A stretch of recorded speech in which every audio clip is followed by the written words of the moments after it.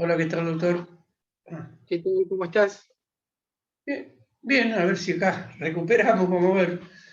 Tenemos Sí, que. Para el viernes que viene se pasó el parcial, así que. sí, sí, es el día 14 el recuperatorio. Sí, sí, sí. Sí, sí, nos dijo la doctora. Sí, sí, sí. Sí, Así hay está bastante. muchos chicos rindiendo ahora. Ajá. No, yo estuve haciendo procesal también. Me faltan estas y tres más, Ah, ¿no? ujú. Eh, pero esta lleva por más que sociedades me resultó. Esta me gusta esta materia también, pero es un poco la continuación de sociedades. Que me atrapó bastante, y eso que nosotros no estamos en la parte numérica, ¿no? Pero Sí, me atrapó bastante. Y esta necesita el tiempo. Yo precisaba un tiempo más también para poder. Uno tuvo procesar. conocimiento de todo, pero había que profundizarla. Sí, tal cual. Hay Hay que que procesar profundizarla toda que. la información. ¿Cómo? Que hay que procesar toda la información, digo, que es Sí, bastante. sí, sí. No, no es. No, yo creo que tiene mucho más de. Tiene su complejidad, pero lógicamente son muchas bolillas. Ya empezamos con cambiario también. Sí. Y muy comprimidas. Capaz que los chicos tienen eh, más, más facilidad, ¿no? Pero yo creo que para el recuperatorio se va a andar bien. La ventaja que tienen acá es que quedó distanciado no de con una semana de diferencia, quedó Sí, con más cantidad de días. Entonces, da un margen como para poder hacer un repaso y profundizar un poco más en algunos temas. sí, sí.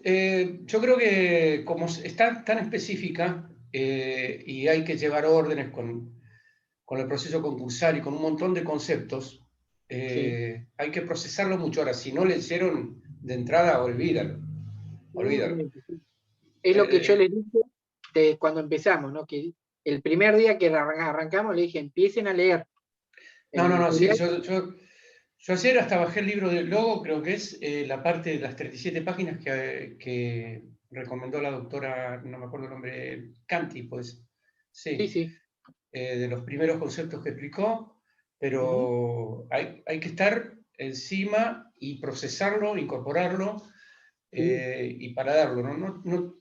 Si uno tiene el tiempo y eso no creo que haya, que sea, que no se pueda.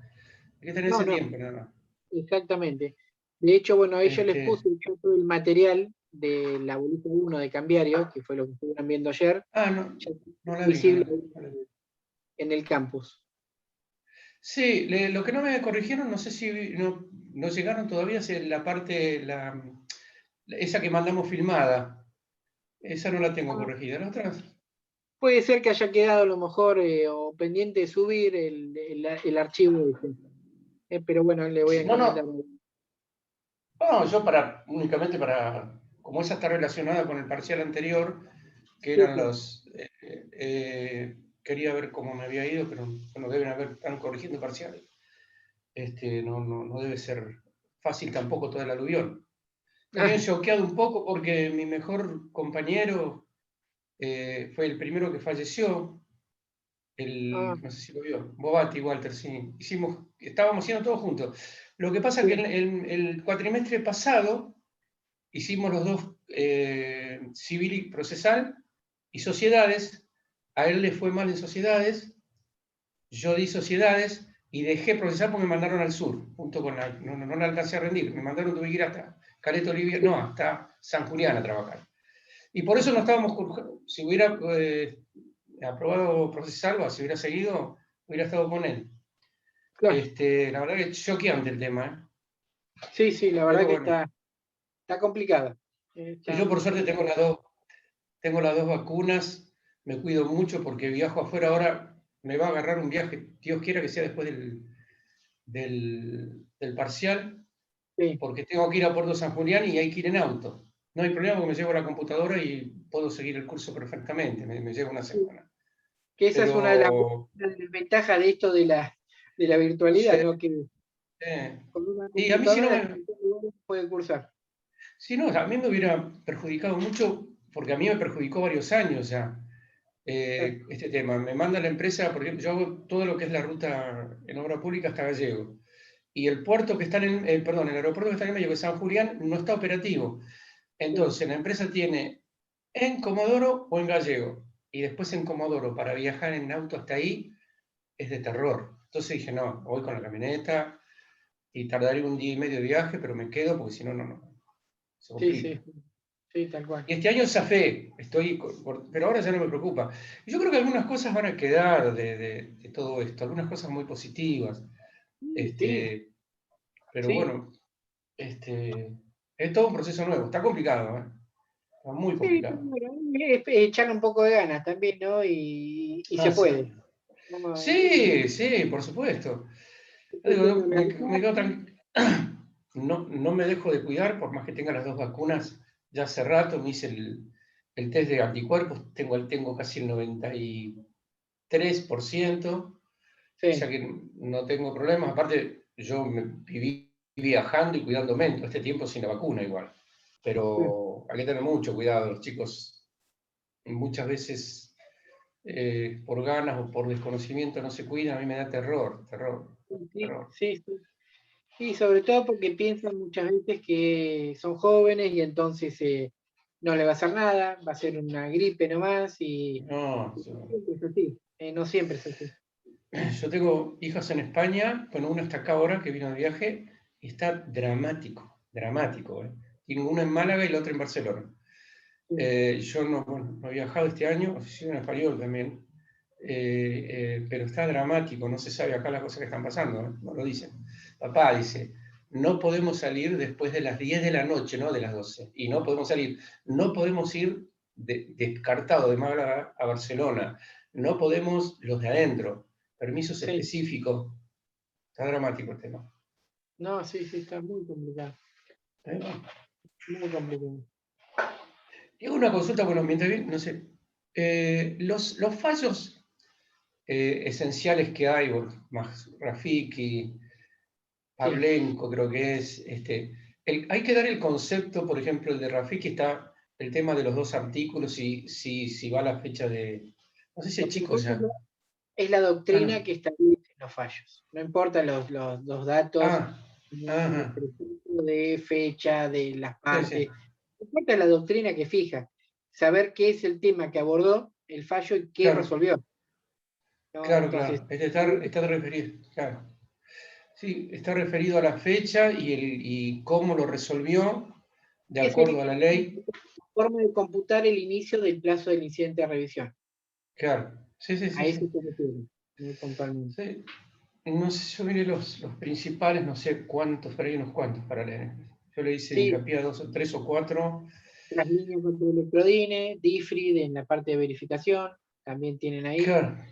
En materia de homologación tienen un par de fallos también, está el correo argentino ahí, en donde se ha subido además bastante material, dictamen también de fiscales, o sea, hay algunos fallos. Compañía General de Negocios también, que es para el tema de... Hay varios temas ahí que aborda, pero Sí, yo el tema lo he leído, pero dejé para los últimos 2 o 3 días fijar el concepto ese porque era mucho de lo otro y quería estar seguro, así que vamos a ver cómo. Sí. Así que, pero bueno, no son tanto, tampoco es que les pedimos 200 fallos acá, sino algunos que consideramos que son importantes porque han fijado, digamos, alguna doctrina. ¿Qué tal? En este punto. Hola, Guille. Hola, ¿qué tal, doctora? ¿Cómo le va? ¿Cómo estás? Me había metido en cambiario, me equivoqué y me metí comisión 2 cambiario. No, va de retro, Satanás. ¿Cómo te vas a meter en cambiario? No, pero me equivoqué, puse comisión 2. ¿Viste esas cosas que uno... ¿Viste que ahora uno se mete rápido? ¿Viste? Antes te metías con anticipación, ahora salís de uno y en otro. ¿Viste que te pasa? Sí, Va, yo por lo menos salgo de un y me meto en otro. Y te hackea el teléfono, la máquina, ojo con... No, too much. Pero bueno. Bueno, ¿cómo andás? Sí, no pasa nada, igual. Que quede grabado. Yo total no tengo... Me gusta más cuando te encuentro en la costa. En la costa. Sí, sí. Los chicos estaban todos muy pendientes, ¿no? Es raro. Sí, pero todavía faltan 5. Faltan Faltan 5 cinco No, minutos. es temprano, faltan 6 minutos.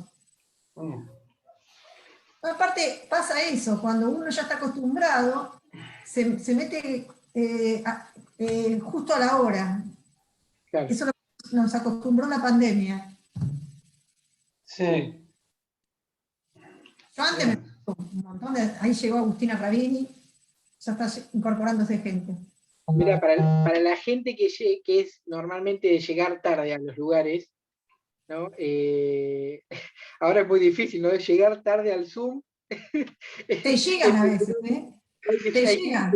Igual a los Y el Zoom. otro te llegan. Sí, Y sí, después sí, tal cual. están colgados. Hola, buenas tardes. Hola, ¿qué tal? Hola, ¿qué Descubrí tal? los que están colgados cuando terminás la reunión y aparecen varios que están sin cámara y no se fueron, y es porque nunca estuvieron. Es gracioso. Sí, Se tal cual. fueron ellos. ¿Qué tal, Agustina?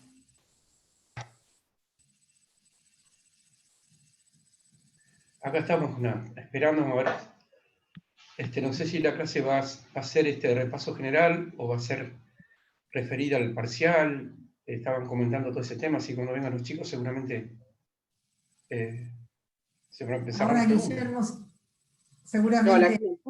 la idea es de repaso, ¿no? Del parcial, no, salvo que quieran hacer alguna pregunta puntualmente de algún tema de lo No. de Sí, sí, sí. pero la intención es que sea clase de repaso de las 2 bolillas que hasta el momento se han visto en esta segunda parte, que es la 13 y la 14.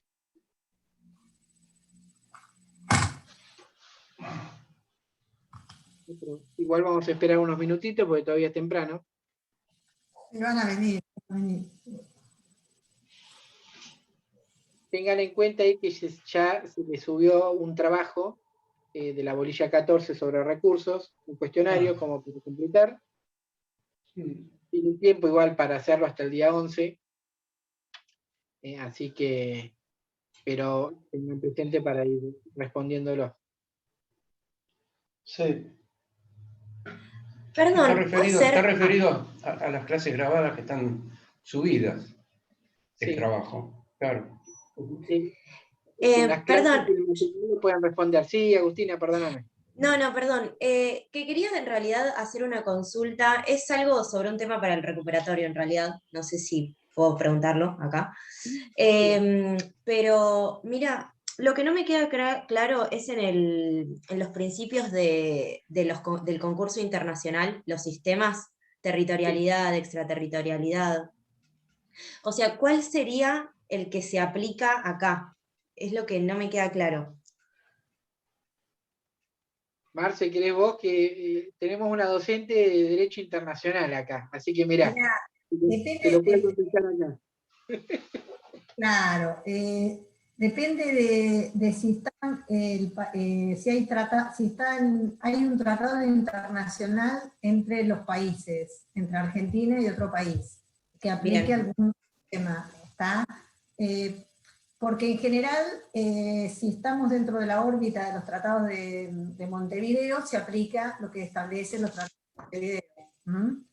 Ahora, si Bien. no está de la órbita de los tratados de Montevideo o no hay algún otro tratado específico, rige lo que dice el artículo 4, primer párrafo, que dice que la sentencia declarada en el extranjero es causal para la apertura y por eso te dice, sin perjuicio de lo establecido en los tratados internacionales, es decir, si hay tratados internacionales se aplica lo que digan los tratados internacionales, ya sea de extraterritorialidad o de territorialidad. ¿Está? Claro, No, porque yo acá en un apunte tengo que es unidad, que en el Tratado de Montevideo me dice que es unidad de la quiebra con pluralidad de masas y el de la disponibilidad internacional de los saldos. No entiendo qué es eso.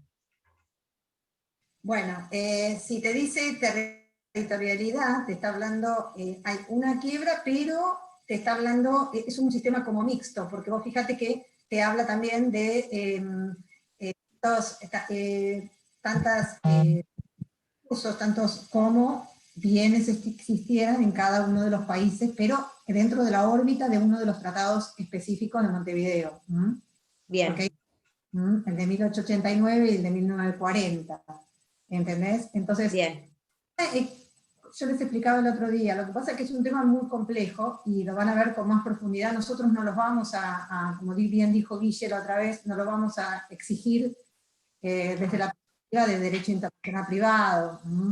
Pero para que vos te des una idea, si la sentencia produce efectos extraterritoriales, quiere decir que significa que se adoptaría el sistema de unidad. ¿Entendés? Por lo tanto, la propia sentencia de quiebra tiene efectos más allá del territorio. Bien. En cambio, el sistema de territorialidad es lo contrario, es como en el derecho germano, tantos concursos como bienes haya diseminados en los distintos países. Te lo traté de explicar lo más sencillo que pueda. Bien, perfecto. Muchas gracias. Generalmente el sistema de extraterritorialidad se compadece con el sistema de unidad y el sistema de territorialidad con el pluralidad de concursos.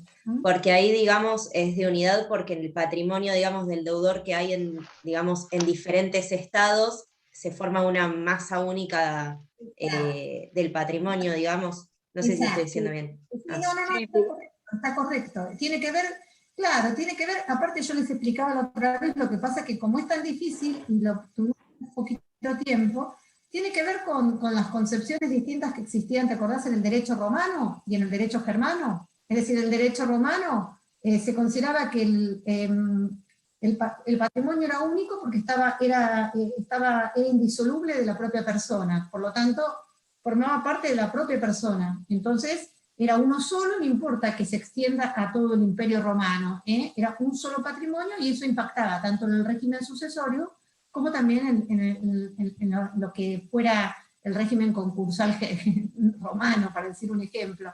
En cambio, con el régimen germano se considera que hay pluralidad de sucesiones, pluralidad de concursos, como de acuerdo a los bienes que haya situados en los distintos fueros que había en esa época. Te lo traté de explicar lo más simple que Bien. Y no después tendría que saber de eso, que sería que constituye una excepción del presupuesto objetivo, ¿no? Correcto. La primera parte alude a eso, pero la segunda parte del primer párrafo alude cuando dice sin perjuicio de los tratados internacionales, ¿sí? Sí. La declaración de concurso en el Estado no puede aplicarse en la República, es decir, en la Argentina, para disputar derechos de los acreedores nacionales. ¿Qué significa? Que salvo que lo que establezcan los tratados, en especial de Montevideo de 1939 y de 1940, que establezcan un régimen especial, lo que se establezca en esa declaración extranjera, de concurso extranjero, no puede servir para disputar los derechos de los acreedores nacionales, y para proteger a los acreedores que hubieran pactado lugar de pago en la República, respecto de los que hubieran pactado lugar de pago en el exterior. Un poco, en esto es sí más, yo lo que pasa, Guille me metió a mí porque yo di privilegios muchos años, pero este tema más que, como bien dijo, tiene que ver más con derecho internacional privado, no tanto con privilegios, ¿no es cierto? Así que espero te haya... Sí, perfecto. Muchas gracias. Una consultita al margen sobre ese tema que creo que no corresponde al tema. Cuando hablábamos de la reciprocidad, era en los casos de... no en estos casos, sino en el caso del cobro. Es otra cosa. Es otra cosa, por eso. Sí, pensé que a lo mejor era algo reflejo con estos. Es otro tema. No, lo que pasa es que el artículo 4 lo podemos dividir en cuatro partes. La primera parte sería como del primer párrafo, que es una excepción al artículo 1, que no requerís el estado de cesación de pagos como presupuesto objetivo. La segunda, el primer párrafo alude a esto que dice sin perjuicio de los tratados internacionales, y ahí mezclas el sistema de extraterritorialidad o territorial. Después el segundo párrafo habla de la postergación legal, que es para los créditos pagaderos en el extranjero, en hipótesis de quiebra en el extranjero y pluralidad de concursos. Y hipótesis de saldo, algo chino, del 228. Y el último párrafo es el que determina peor que la verificación, que es la exclusión. Cuando el deudor prueba que en un país en el cual el crédito es pagadero no hay reciprocidad de trato, si no se trata de crédito con garantía real, ni siquiera es verificado en el crédito nacional, sino que directamente no se lo dice, ni siquiera se lo verifica. ¿Está? Correcto, sí. No sé si fui clara, quizás traté de ser lo más llana posible en esto, porque es un tema complicado, pero no creo que lo vayan a tomar, ¿no, Guille? Con este detalle que dije yo, me parece a mí, pero más que nada para no quedar como, no explicar este tema. No, bueno, gracias. Estos artículos fueron tocados, ¿no es cierto? Como siempre hablamos, fueron tocados por la influencia de la banca internacional y la banca privada, ¿no es cierto? Cada vez que hay alguna crisis y cada vez que se reformó, bueno, se lo tocó de alguna manera este artículo en la historia concursal argentina, yo que soy más viejita. Bueno, son 5 menos 10, así que si bien somos poquitos, a lo que están, la idea de la clase de hoy de repaso es, como todos los viernes, es evacuar consultas o dudas que quieran hacer con relación puntualmente acá a la bolilla 14, que es recursos y remedios contra la sentencia de quiebra, y la bolilla 13, la parte general de quiebra, que no contiene todavía lo de extensión, que eso lo van a ver en una clase separada. Entonces, si tienen alguna pregunta para hacer, estamos a disposición con la doctora, como para ir respondiendo. No sé si han podido leer, vienen seguramente cargados con muchas cosas, pero la idea es que esto es un consejo, una recomendación. Si la primera parte les pareció compleja o larga, esta segunda parte es mucho más compleja y bastante más larga. O sea, no quiero desanimarlos, pero los tengo que decir para que, si van a dejar para unos pocos días antes del parcial la lectura del material y demás, no les va a alcanzar.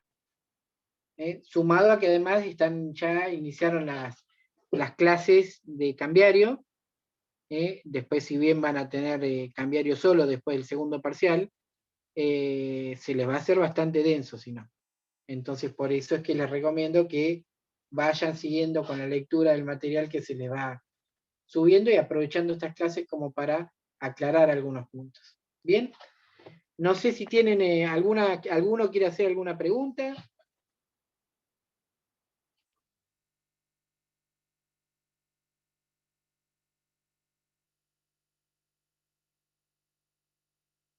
Son poquitos, ¿no? Sí, hay 4 nada más. Perdón, Sí. por ahí se malinterpretó, no sé, yo no pude estar en la clase anterior por un problema personal, pero yo había comprendido lo que se puso en el grupo, que era una clase de revisión para los que íbamos a recuperatorio, solamente para los temas de la primera parte, los que desaprobamos, por eso porque también somos tan poquitos. Sí, yo entendí lo mismo. Bueno, no, evidentemente hubo una confusión. Igualmente, bueno, si alguno de los que está acá, los que están aquí, ¿todos tienen que rendir recuperatorio? Sí, yo sí. Sí, estamos por eso, justo estamos todos.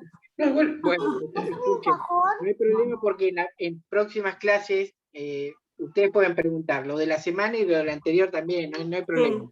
Entonces, vamos a aprovechar acá para, si quieren hacer alguna consulta, alguna pregunta, ¿no? De la primera parte para el recuperatorio, a disposición también para eso, no hay ningún problema. Me quedó, ya que lo estaba consultando en ese momento, referida a la bolilla 13, tengo marcado varios puntos, pero vamos uno solo porque evidentemente yo también voy a hacer recuperatorio y creo que las chicas, y esa versión se había dado, pero bueno, no hay drama. Acá yo noté quiebra directa a pedido de deudor y puse unas cruces, prevalencia de artículo 82. Yo escuché todo, pero no lo desmenucé. ¿Por qué es ese tema prevalencia del 82. Así como para el concurso, ustedes recuerdan que había un artículo 10 que hablaba de la prevalencia concursal preventiva, Sí. en punto que decía que el concurso podía ser solicitado mientras la quiebra no hubiese sido declarada.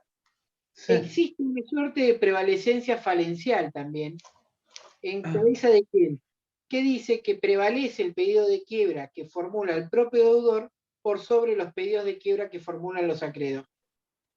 Lo cual, si bien está regulado de esta manera, esto atiende a un fundamento que ha perdido un poco de virtualidad en la práctica. ¿Y por qué les digo esto? Porque el fundamento de ese artículo originariamente era precisamente que el fallido, en su presentación, iba a ser una presentación más completa que la información que a lo mejor podía llegar a brindar un acreedor. Entonces, hacía prevalecer el pedido que hacía el propio deudor por sobre los pedidos que hacían los acreedores, ¿no? En el entendimiento de que los acreedores no contaban con toda la información suficiente y demás. Pero esto en realidad no es tan así ya en la actualidad, porque ustedes van a ver que la exigencia al deudor que quiere pedir su propia quiebra es en principio que dé cumplimiento con todos los requisitos del 11, igual que para el concurso. Pero sin embargo dice, ¿no?, que el no cumplimentar con todos los requisitos del 11, con alguno de sus incisos puntualmente, no obsta a la declaración de quiebra. Entonces, en la medida que cumpla con los incisos mínimos que le pide la ley, ¿no?, aunque la presentación sea incompleta, si está acreditado el presupuesto objetivo, subjetivo y cumplió con lo mínimo que le marca la ley, el juez debe declarar la quiebra. Entonces puede ser una presentación incompleta y un acreedor, a lo mejor, uno entiende que el acreedor no cuenta con información suficiente. Esto no es así. Y si no, pregúntense, los bancos un poco más le piden un ADN. O sea, ¿cuentan con información? Sí, sobrada del deudor. Entonces, a lo mejor tienen mucho más información que la que el propio deudor puede llegar a dar u ocultar. Pero, Emilio, lo que se refiere acá, el tema este es eso, que en el caso de que exista un pedido de quiebra que formula el propio deudor y que haya pedidos de quiebra que formulan los acreedores, hoy en día la ley le da prevalecencia al pedido que hace el propio deudor por sobre los pedidos de los acreedores. A eso se refiere. Gracias, doctor. Por favor.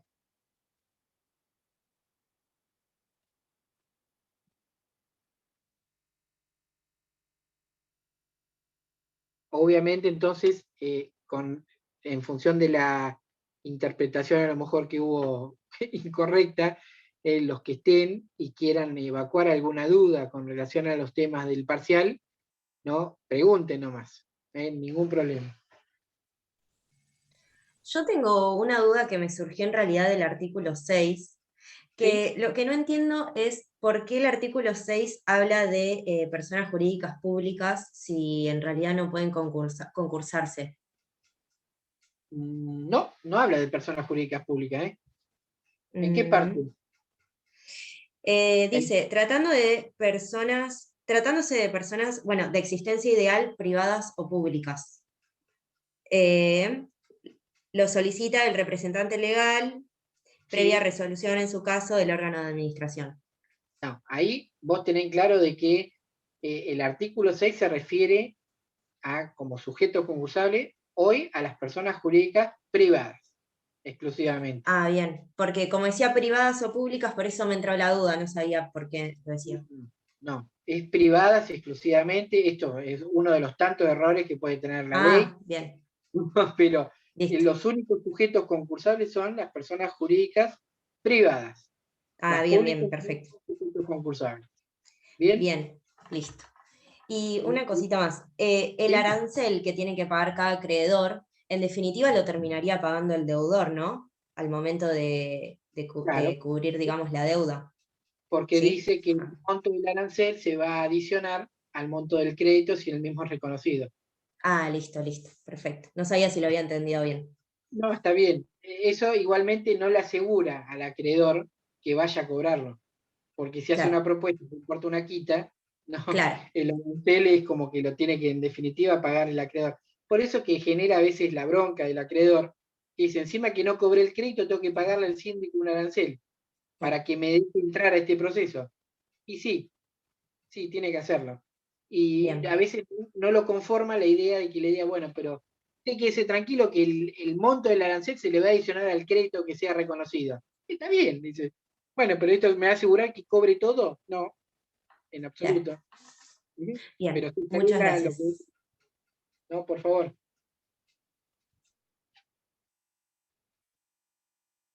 ¿Qué más? A ver, hay gente que la veo callada. No sé si porque no quiere preguntar. Anímense, que no No, somos cucos. no, ni los voy a evaluar. Tenemos cara de mal. Con respecto, Exacto.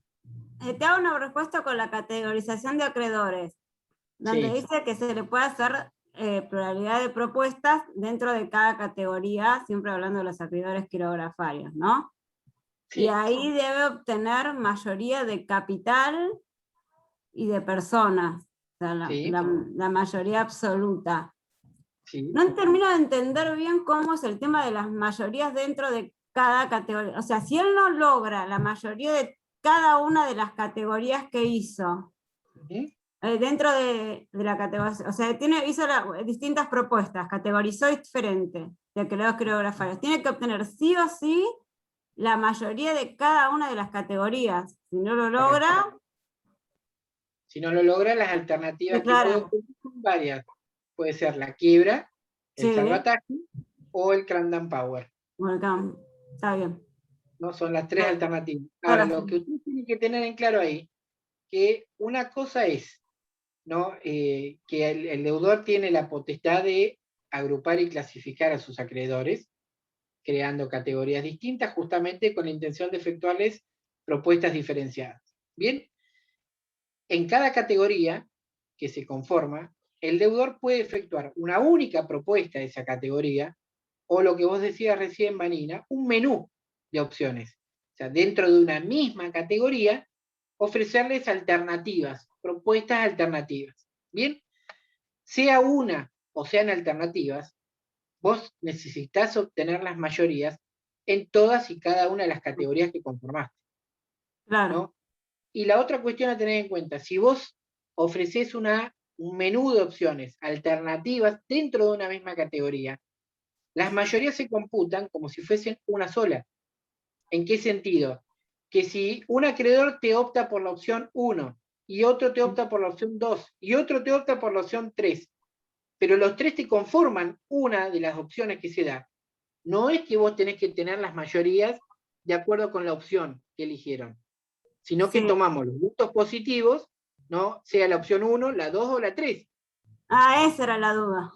Yo me imaginé que ibas para ese lado, por eso te lo aclaré, para que no se confundan. Entonces, si yo voté como acreedor y conformé la opción 1, y un acreedor que está en mi misma categoría conformó la opción 2, los dos conformamos, y la mayoría de personas y de capital se toma sobre el total, independientemente de que después lo que vamos a tener que tener presente, el deudor sobre todo, concursado, es que a un acreedor le voy a tener que cumplimentar en los términos de la opción 1 y al otro en los términos de la opción 2. Claro. Pero no que yo tenga que tener la doble mayoría tomando en cuenta las opciones que efectué. Claro, porque si no resultaba como raro eso. No, por eso. Pero la ley me da esa alternativa al concursado, le da la alternativa de poder hacer propuestas alternativas o el denominado menú de opciones. Menú de opción. Está bien, aclarado. ¿Bien? O sea que no tiene que tener el mismo acuerdo, digamos, para todos los acreedores dentro de la misma categoría. Pueden ser distintos acuerdos con los acreedores de la misma categoría. Correcto. Ah, bien. Medida que se haya hecho un menú de opciones. Exactamente. Ah, listo, bien. Y vos fíjate que en ese caso no se violaría tampoco el principio de igualdad, porque vos no es que le estás imponiendo a determinados acreedores una opción, sino que le das las tres opciones y elijan libremente, ustedes elijan la que quieran. Entonces, si vos en cambio le dirías, bueno, la opción 1 va dirigida a estos tres, la opción 2 va dirigida a estos 4 y la opción 3 va dirigida al resto, eso no, eso sería violatorio del principio de igualdad. Vos le das las tres opciones y le decís, elijan libremente. y entonces ahí no hay ningún problema. Y los acuerdos, obviamente, como decías recién, pueden ser distintos cuando hay menú de opciones. ¿Bien? Sí, sí, perfecto. Muy bien. Una consulta con el mismo tema que estaban hablando recién. En el caso de que el deudor o el concursado presente sus categorías y el juez las rechace, al rechazarlas tiene que imponer las 3 mínimas legales. Correcto. La única opción, la única alternativa que tiene el juez, en el caso de que él considere que la propuesta que efectuó el concursado no resulta razonable, fundadamente tendrá que decirlo por qué no considera que es razonable, y la única opción que le queda es fijar las mínimas legales, nada más. Él no puede reformular la propuesta, no puede modificarla en el sentido de decir, no, bueno, elimino esta categoría, estas dos las uno, creo una nueva, no puede hacer eso. Si él considera que no es razonable y lo va a tener que explicar por qué, lo que tiene que hacer es una sola opción le queda, fijar las categorías mínimas legales. Perfecto.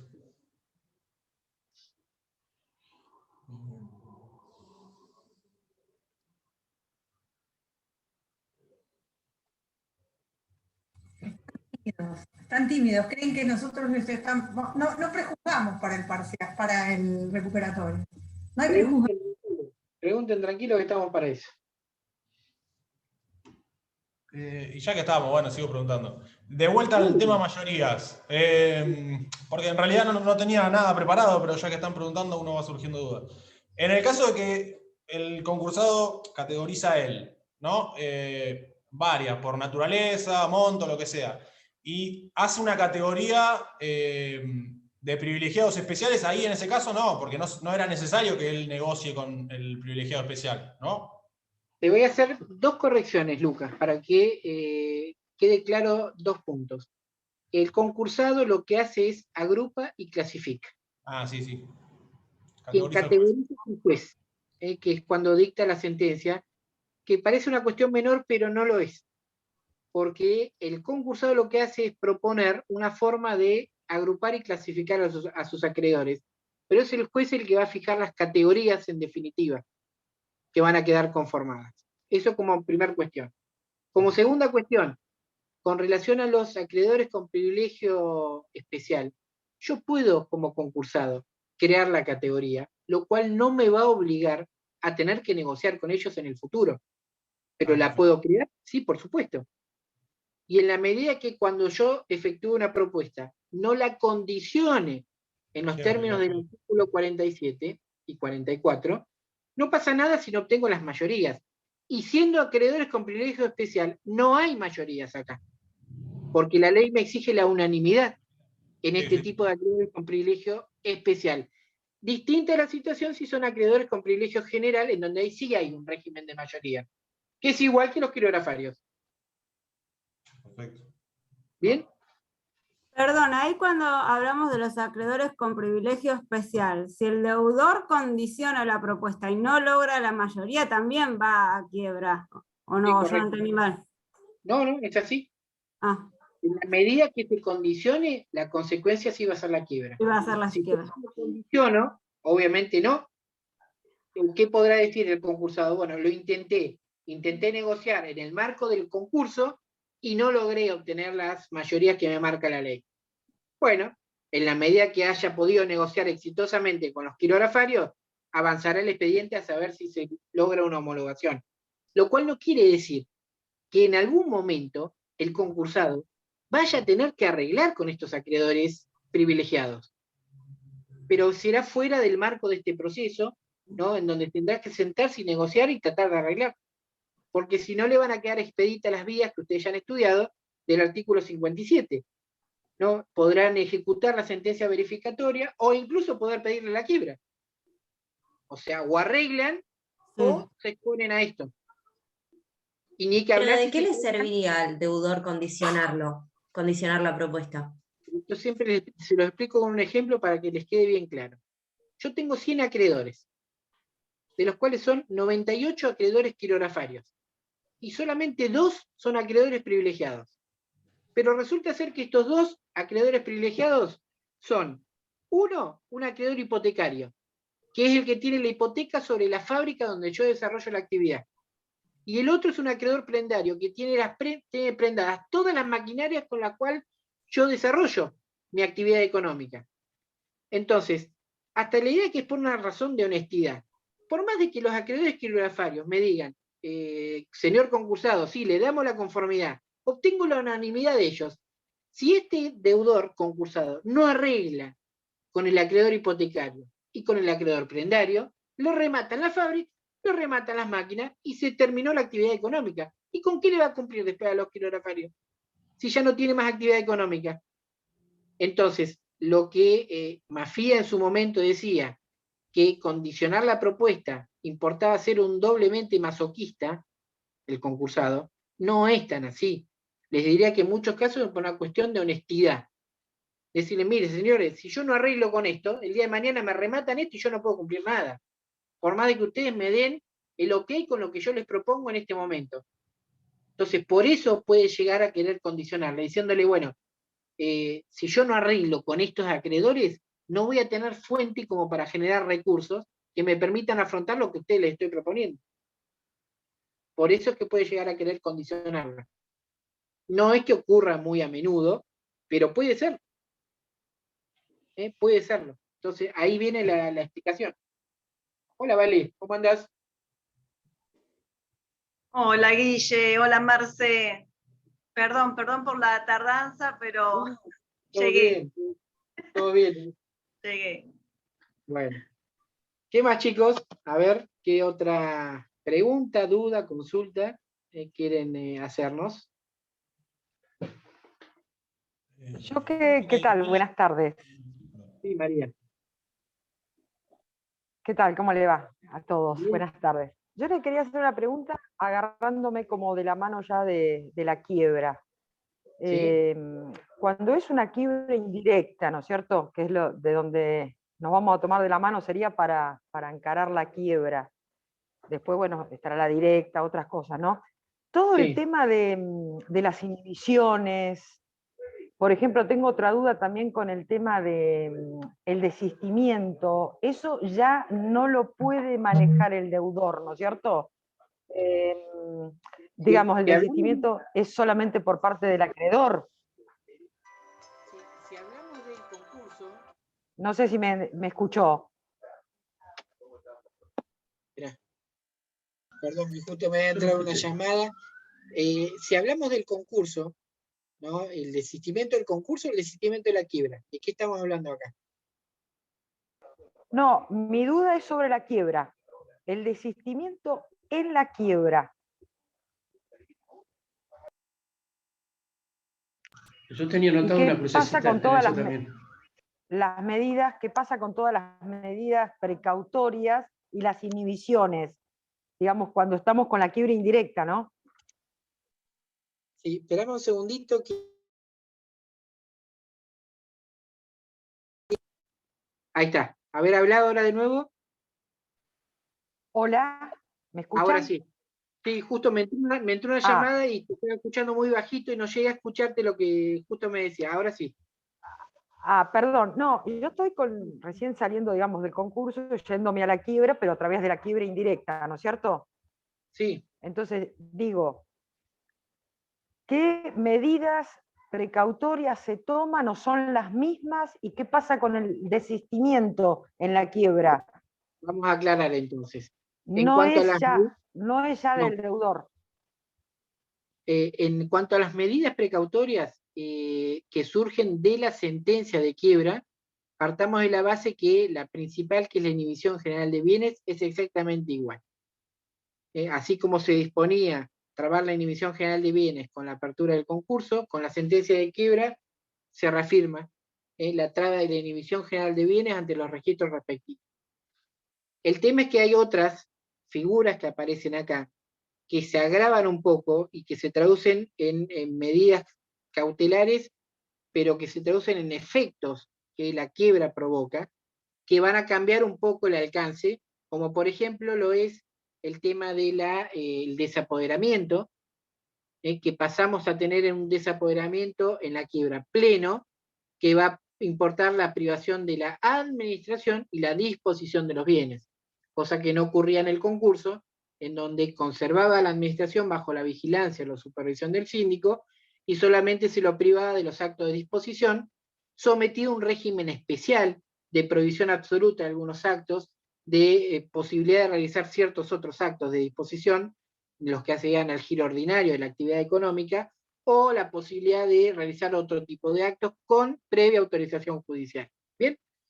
Y la otra cuestión acá, importante en la quiebra, que va a ser consecuencia también de esto, es que se va a disponer la incautación de los bienes, que es una medida, es un efecto patrimonial también, distinto del desapoderamiento, porque este va a importar la aprehensión material de los bienes, va a importar también el hecho de la sentencia de quiebra, la entrega inmediata de los bienes al síndico, para que tome posesión de los mismos bajo un prolijo inventario. O sea que en materia cautelar en general es lo mismo, lo que va a diferir es en cuanto a los efectos, ¿no?, que va a provocar acá.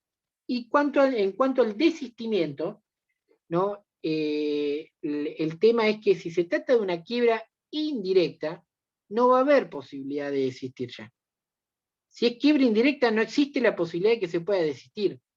Distinta es la situación, ¿no?, si se trata de una quiebra directa, en donde la ley, con una redacción de la que nos tiene acostumbrados, desprolija, dice que el deudor que pide su propia quiebra no puede desistir bajo ningún punto de vista, pero dice, salvo, entonces hay una posibilidad que sí se da, salvo que antes de la primera publicación de dictos se lo solicite demostrando de que no está más en cesación de pago. Pero ahí estamos hablando de una hipótesis de quiebra directa, que el propio deudor pide su quiebra. Y dice, bueno, ¿qué pasó? Y me arrepentí. ¿No? Y me arrepentí, y bueno, está bien, usted puede desistir, como regla general no puede, salvo que logre acreditar, antes de que inicie la publicación edictal, que no estoy más en cesación de pagos. Y alguno se podría poner a pensar que dice, bueno, pero esto es imposible que se dé. Y les diría que en términos generales casi seguro que sí, que es posible que se dé. Salvo que diga, bueno, el fallido tiene algunos vicios. ¿Cuáles son esos? El juego, por ejemplo. ¿Y qué se dedica? Y bueno, todas las semanitas se juega un loto, o un quini, ¿no? Y la pegó en uno de estos. ¿Y cuánto ganó? 15 palos verdes. Listo, no estoy más en cesación de pago, desisto de la quiebra, ¿no? ¿Por qué? Porque le pago a todo el mundo. Bonito, ¿no? también, un bonito. Sin necesidad de que sea. Si queremos ser un poco más peliculero también podría decirse, no, el clásico ejemplo de que recibió la herencia del pariente que nunca conoció, ¿no?, que le dejó una insignificante suma. ¿Cuánto le dejó? 100 millones de dólares. Es una herencia. Listo, ya está, olvídense. ¿No? Pero esto tendría que ocurrir antes de que inicie la publicación edictal, para que pueda existir. Si no, no puede. ¿Bien? Perfecto. Y no confundir Gracias. esto, una cosa más, y no confundir esto, porque a veces se confunden, también la hipótesis que habla del desistimiento del acreedor. Pero el acreedor que pide la quiebra no desiste de la quiebra. El acreedor que pide la quiebra de lo que puede desistir eventualmente es del pedido de quiebra, que puede efectivizarlo, el desistimiento del pedido de quiebra, siempre y cuando lo haga antes de la citación que corresponde correrle traslado al deudor en los términos del artículo 84. Pero acá no hay quiebra todavía, sino que hay un pedido de quiebra nada más. Ahora, ese acreedor ¿puede desistir del pedido de quiebra? Sí, si lo hace antes de que se efectivice la citación al deudor en los términos del artículo 84. ¿Bien? Pero eso es siempre y cuando lo haya pedido su quiebra el deudor, ¿no? No, o un acreedor. Cualquiera de los dos. No, cuando lo haya pedido un acreedor. Por eso decía, una cosa es el desistimiento de la quiebra, que sí le permite la ley excepcionalmente. Cuando lo pide el deudor, en donde lo pidió, se declaró la quiebra, y dice, bueno, no, en realidad la quiero dejar sin efecto. Quiero desistir de la quiebra que ya está declarada. Dice, bueno, está bien. La única forma que puede hacerlo es que antes de que inicie la publicación edictal, demuestre que no estoy más en cesación de pagos. Eso solamente lo puede hacer ¿quién? El deudor fallido. Punto. Distinta es la situación de cuando un acreedor pide la quiebra y antes de que provoque la quiebra, él quiera desistir de ese pedido de quiebra. Pero acá estamos hablando que es un desistimiento del pedido de quiebra, no de la quiebra. Pues la quiebra nunca se va a llegar a decretar acá. Y lo puede hacer siempre y cuando lo haga antes de que se cite en los términos del artículo 84 al deudor para que conteste ese pedido de quiebra. ¿Bien?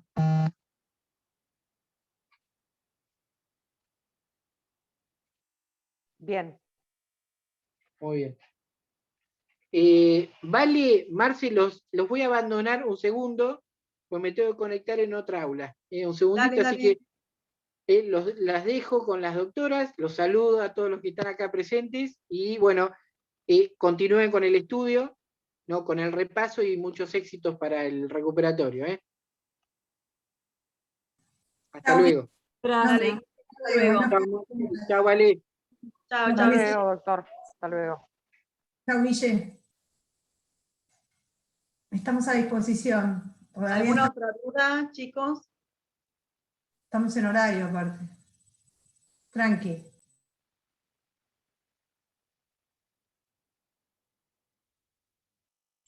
Yo tengo otra duda.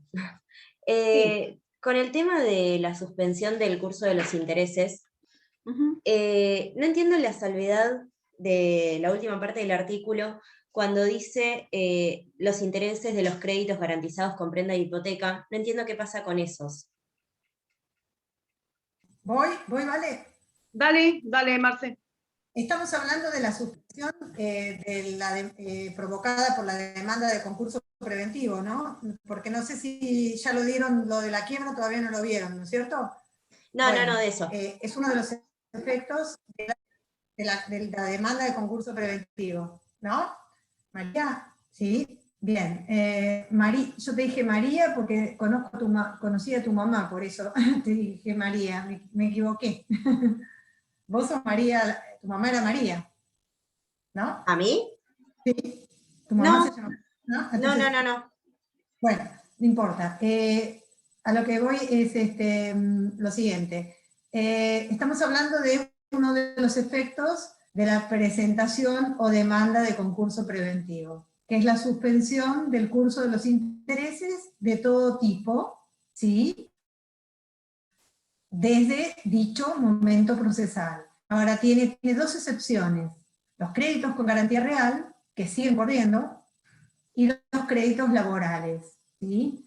Lo que vos no entendés seguramente es la parte que dice, con relación a los créditos con garantía real, la parte que dice hasta el límite del producido del bien grabado, con hipoteca o prenda. Eso es lo que vos no entendés seguramente, ¿no? Ahí apunta tu pregunta. Eso. Me imagino porque es compleja. Bien, ¿qué quiere decir esto? Que esos, o sea, todos los intereses se suspenden, o sea, es decir, se suspenden con la demanda de concurso preventivo. Ahora, esas dos excepciones, que son los créditos laborales y los créditos con garantía real, siguen corriendo. ¿Está? No se suspenden.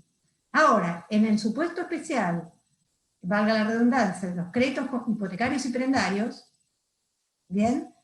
Esos intereses posteriores a la demanda, que siguen corriendo, se van a cobrar hasta lo que alcance el producido del bien afectado al privilegio hipotecario prendario. Porque acordate que los créditos hipotecarios y prendarios tenían derecho a iniciar o continuar los juicios hipotecarios o prendarios porque no era una excepción al fuero de atracción concursal preventivo. Por lo tanto, ellos podían iniciar o continuar, ¿sí?, los juicios hipotecarios y prendarios, pero solamente tenían que acreditar en el concurso el pedido de verificación ante el síndico. Hasta ahí está. Ahora, esos trámites, una vez que acreditaron el pedido de verificación ante el síndico, pueden iniciarse o continuarse, y se puede subastar. Entonces, el producto de esa subasta, ¿bien?, Quiere decir que esos intereses posteriores que no se suspendieron se van a cobrar en la medida que alcance el producido de la subasta. Si no alcanza, se extinguen. No sé si estuve clara, traté de ser lo más llana posible. Sí, sí, Relacioné perfecto. con lo otro para que puedan entender el tema. Bien. Pero relacioné con el otro tema para que vos puedas haberlo entendido. ¿El Sí, resto sí, lo entendió perfecto. los chicos? ¿El resto? Emilio, Marina, Vanina. O sea, ¿qué tal, doctora? O sea, se pierden directamente, se pierden. Técnicamente se extinguen. Si no alcanza el producido del bien grabado, se extinguen. Técnicamente ese sería el concepto, extinguen. ¿Está claro? Bien, yo les relacioné dos temas, porque si no ustedes no lo entienden así por separado, pero si lo entienden que los créditos con garantía real, específicamente los secundarios, no están atraídos por el foro de atracción concursal preventivo, por el aspecto porque lo dice el 21 en forma expresa, y siguen tramitando ante el juez natural, con el solo requisito de que deben pedir el pedido de verificación ante el síndico. Entonces ustedes ahí relacionan el tema de que esos créditos que siguen corriendo porque no fueron suspendidos, se van a cobrar en la medida que alcance el producido de la subasta. ¿Entienden? Si no se extinguen. Lo que hace, es decir, cobran en la medida que alcance el producido de la subasta de esos bienes hipotecarios o prendarios que eran el producido, constituyó el asiento de sus privilegios. ¿Entienden? O sea, en el otro juicio, digamos. Claro, lo que pasa es que si en otro juicio hay que rendir cuentas acá, porque, ¿entendés? ¿Está claro? Bien, perfecto. Relacionen No sé si lo Valeria que lo explicó perfecto, ¿sí? Lo que dijo Marce, pero relacionen también con el artículo 23 del remate no judicial, ¿sí? Exacto. Entonces ahí, si bien van ante el juez, por supuesto, es natural, porque ellos están excluidos por el artículo 21 y demás, pero si ya se remató, ellos tienen que ir y presentarse ante el juez del concurso, ¿sí? Para decir, bueno, cuál fue su crédito y demás, y te dice encima del artículo 23 que por cada día de retardo se descuenta el 1% del crédito. ¿Sí? Entonces ahí se va a establecer cuál fue, si ya se remató ese bien, cuál es el producido líquido, cuál fue el dinero que se obtuvo por ese bien. ¿Sí? Entonces, eso, y obviamente que va a ser hasta ese monto. Después, todos los intereses que pudieron seguir corriendo, como no hay más dinero, se extinguen, como dice Marce. Así es, por eso tienen que relacionar muy bien, como dijo Marce, con el artículo 21, y para que ustedes lo asocien también con el artículo 23 de los remates no judiciales, que si bien para ante su juez natural, tienen que presentarse ante el juez del concurso a rendir las cuentas correspondientes y que el juez del concurso les diga, sí, usted puede cobrar y tal monto. ¿Sí? ¿Alguna otra duda, chicos? Es al margen de esto, los créditos novados que se pactaron intereses, esos sí siguen sus cursos hasta el momento del efectivo pago. No, depende de lo que se pactó en el acuerdo. Los convenios que se hicieron nuevos desde la homologación, de lo que trató el concursado con cada acreedor en su... Sí. Hizo un convenio de pago a 20 meses, a 30 meses y tiene un interés X. Esos siguen su curso hasta el momento de su efectivo pago a finalización del convenio. No están atados a ningún tipo de condición. Emilio, o sea, los intereses, vos decís, ¿desde cuándo se suspenden? Que sería desde la demanda. ¿Y hasta cuándo? Dependerá de lo que pactó acreedor y deudor en el acuerdo que luego se homologa. Es decir, el acuerdo es lo que determina las condiciones de los intereses que antes eran, o sea, para el resto, ¿no es cierto? Estamos hablando, ¿no? Para los que entran en el acuerdo, ¿no? Para los Correcto. Pero depende de lo que estableció acreedor y deudor en el acuerdo y que homologó luego el juez. Siguen hasta el momento de su efectivo pago hasta la terminación del convenio. Correcto. Bueno, gracias. Pero pensé que por ahí tenían alguna duda. Depende de lo que pactaron con deudor.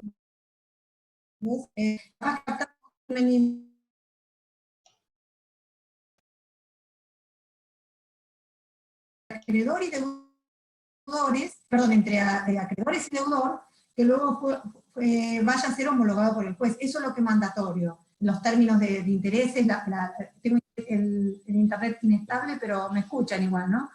¿Entendés ese video? Es decir, ahí ya lo que resulta mandatorio es, por eso la innovación, el crédito anterior se transforma en surgido del acuerdo, aún en cuanto a intereses también. Lo que es mandatorio es lo que pacta acreedores.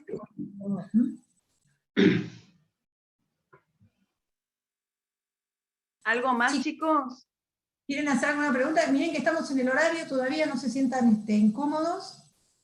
Estamos dentro del horario todavía, ¿bien?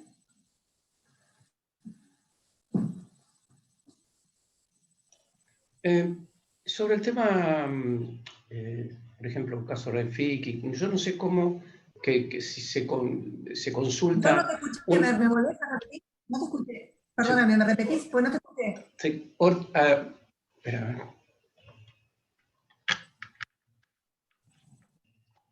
En el caso, ¿ahora?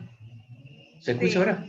Sí. En el caso de los fallos, cuando uno se tiene que referir a un fallo, tema parcial, ¿qué es yo le había contado algo al doctor también, es la explicación total, la parte, digamos, medular, a qué se refiere, por ejemplo, no se refiere sobre los artículos, el tiempo, el plazo del artículo, de cuándo se toma y demás, o se refiere a una explicación referente a la doctrina, referente a qué, para poder, porque el fallo es largo. No, es sobre el tema central.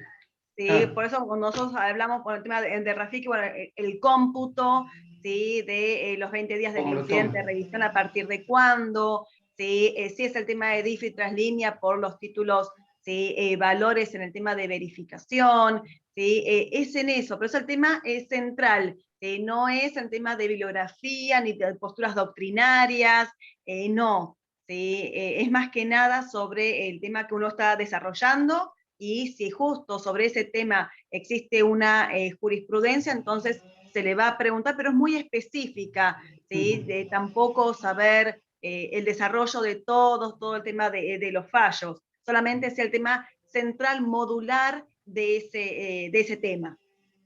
Porque eso es lo que pasa cuando uno está estudiando, generalmente nos pasó a todos, a nosotros cuando dimos la primera clase también, el síntesis de sacar la idea central es lo más difícil, es decir, ¿qué es lo importante acá? Bueno, es lo más difícil, porque vos tenés que decir, bueno, acá lo más importante es lo relacionado con tal tema, ¿entienden? Entonces, bueno, los detalles no te van a hacer, pero sí con relación, por ejemplo, este caso de Rafiki, o con relación a translínea o electrolínea, es decir, bueno, ¿cuál es el centro acá? ¿Qué nos interesa? ¿Por qué? ¿Por qué se pregunta? Bueno, hay que sacar, cuando se reciban también, fallos para contestar una demanda, para iniciar una demanda o para realizar algún recurso. Ahora, ¿qué sacan? ¿Le van a poner al juez todo el fallo? No, van a poner el centro, la parte más importante, entre comillas, capaz, que es la parte que va a justificar su demanda, su contestación, o su, ¿no es cierto? Es el centro, como la tesis y la finalidad del fallo, lo más importante, como dijo Vale recién. Ahora, lo más difícil es saber qué es lo más importante. Bueno, para eso tienen que leerlo varias veces. Eso es la síntesis es lo más difícil de obtener. La síntesis se obtiene cuando uno lee varias veces los temas, ¿no? Nos pasa a nosotros, a todos.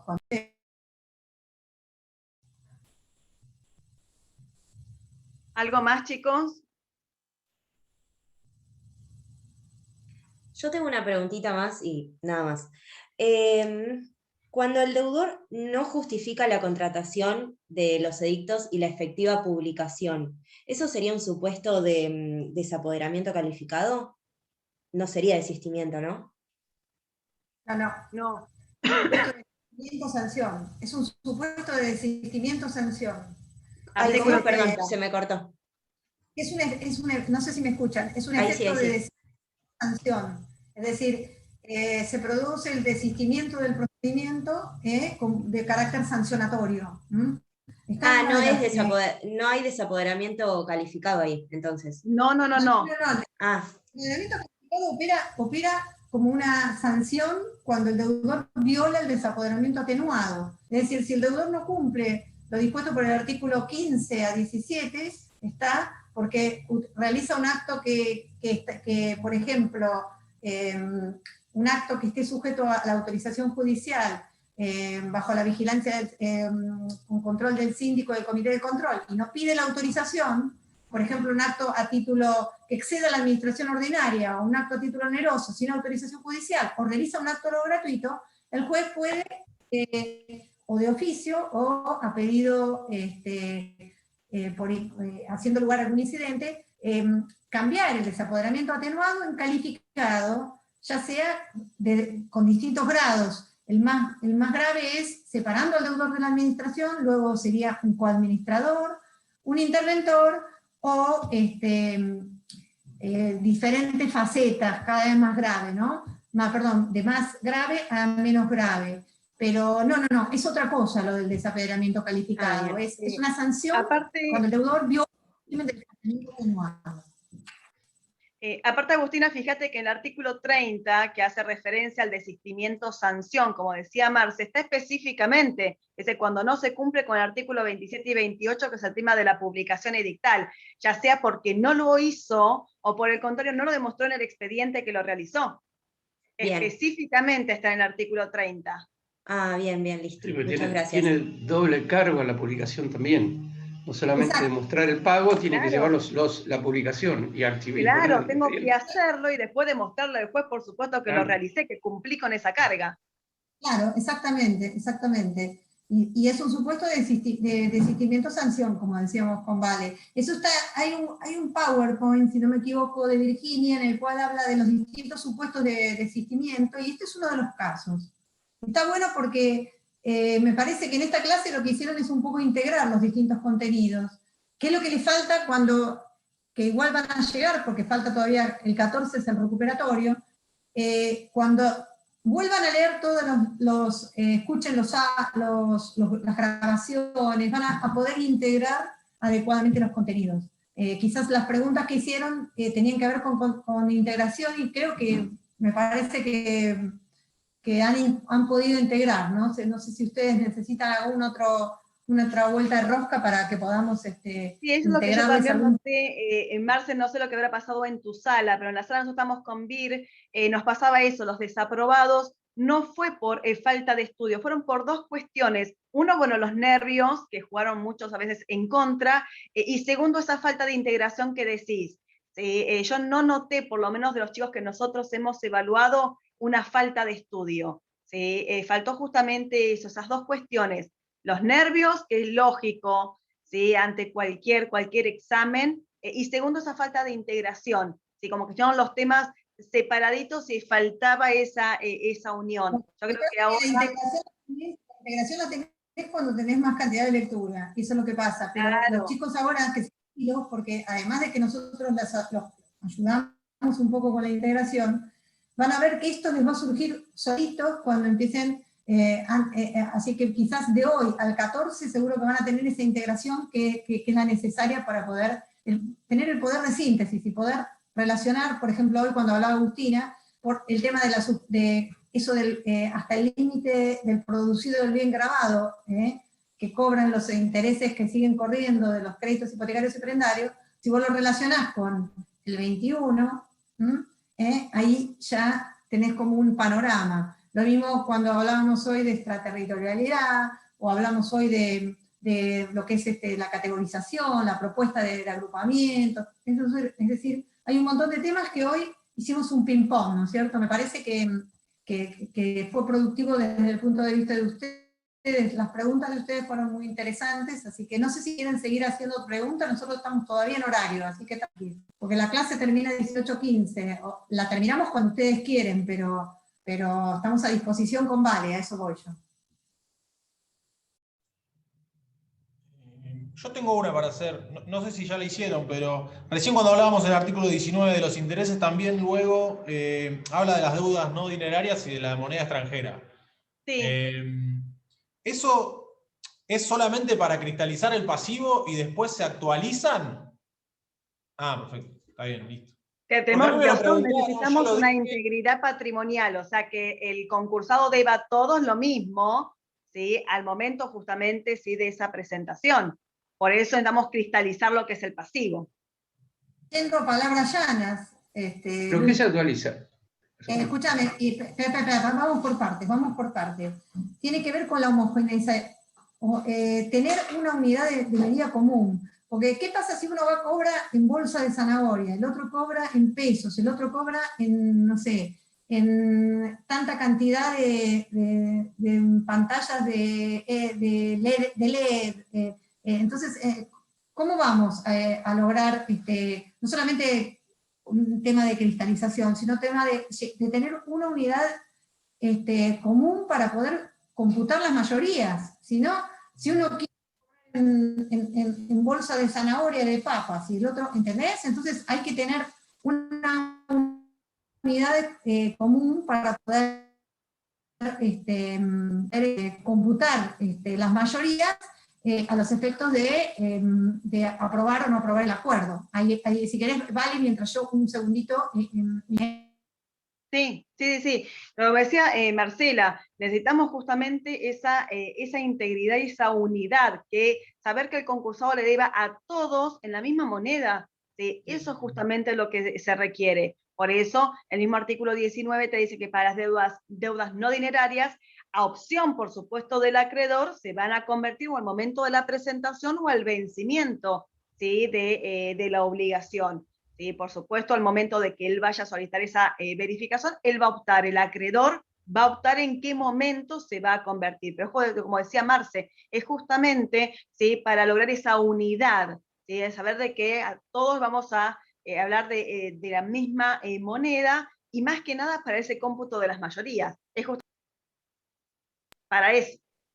Porque son todos temas que tienen que ver con efectos prácticos. Imagínense el tema de... Y lo mismo pasa con los créditos en moneda extranjera, ¿no es cierto? Que se produce no a los fines de la cristalización, sino a los fines de decir, bueno, necesitamos que todos se computen para las mayorías en pesos, por ejemplo. Porque si uno viene a cobrar en euros, el otro en yenes, el otro en... ¿Entienden lo que les digo? ¿Cómo podemos computar las mayorías? ¿Entienden? ¿Claro? Pero una consulta, por ejemplo, con moneda extranjera, después, no sé, uno se presenta, son $1.000, son, no sé, 15.000 pesos. Después pasan 2 años y el dólar se fue a 300. ¿Eso después se vuelve a actualizar o siempre queda fijo en 15.000? Bueno, en el caso de deudas en moneda extranjera, hay un doble régimen de conversión en el concurso preventivo, a diferencia de la quiebra. ¿Está? Una primera conversión que contesta, lo que yo te estoy diciendo, contesta tu pregunta. La primera conversión se hace a los fines del cómputo de la mayoría y de la votación, que es a la fecha de la cotización de cuando presenta el síndico el informe individual. Primera cotización. Y la segunda cotización, la primera es a los efectos del cómputo de la mayoría de las mayorías en el periodo de exclusividad. ¿Está claro? Sí. Eso es de forma expresa la ley, no te estoy diciendo nada de doctrina. La segunda conversión, y con eso te contesto tu pregunta, la hace el deudor con los acreedores al tiempo del acuerdo. Es decir, el deudor pacta, bueno, vamos a utilizar tal sistema de conversión, ¿tá? Vamos a ver qué dice el Banco Nación, qué dice determinado portal especialista en internet y a esa fecha vamos a tener en cuenta la conversión. Esa doble conversión que es a los efectos del cobro, que surgirá de lo que pactan acreedores y deudor en los términos del acuerdo. Entonces, los créditos en moneda extranjera, la quiebra, repito de nuevo, a diferencia de lo que pasa, en el concurso preventivo, a diferencia de lo que ocurre en la quiebra, hay un doble régimen de conversión, que contesta tu pregunta. El primer momento de conversión es a la fecha del informe del síndico individual, que se hace con los fines de poder saber cuánto va a tener este crédito para computarse a los fines de las mayorías. ¿Está? Cómputo del pasivo y de las mayorías. Ahora, la segunda conversión se realiza pactada entre lo que establece el deudor con sus acreedores en el acuerdo, a los efectos del cobro. ¿Está claro? ¿Sí? Gracias. Por eso esto requiere, volvemos de nuevo a lo mismo, requiere una integración, ¿sí? Que eso es lo que a veces lo hacen los libros. Cuando uno estudia los libros, en los libros tenés la ventaja que el propio autor te relaciona los dos temas. ¿Está? Entonces te es fácil entender esta integración que estamos haciendo. Pero estuvo bueno la clase, no por nosotros, sino por las preguntas, porque ustedes están integrando cosas que por ahí las sabían, pero las tenían, como dijo Vale, desarticuladas. ¿Está? Ahora sí, Lucas, ¿entendiste? Vanina, que mirás con cara seria, pero ¿es seria porque estás concentrado o seria porque no entendiste? No, entendí, o sea, lo de cuando el informe individual del síndico, que ahí se pone como que se pauta el valor de la moneda extranjera, y ahí en la homologación ahí me quedé como tecleando.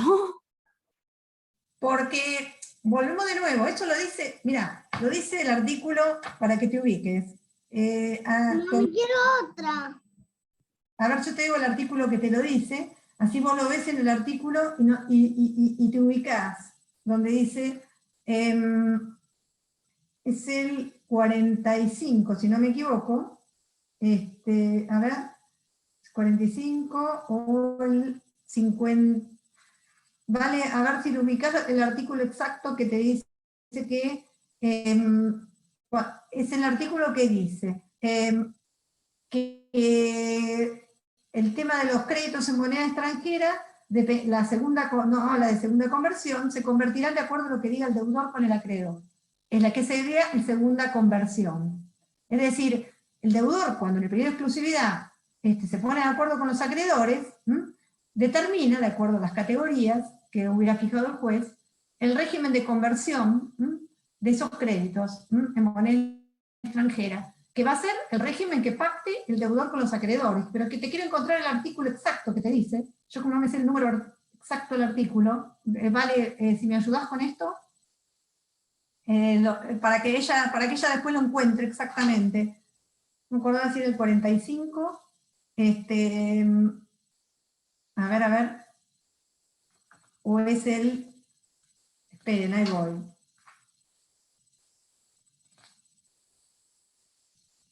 No, que estoy mirando otra cosa. Esperen, Debe estar en el aspecto. Es el artículo que justamente habla de. Debe estar en.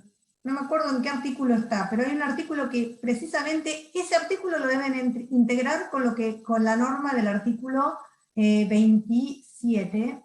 Ya se lo digo. El artículo, es decir. No el 27,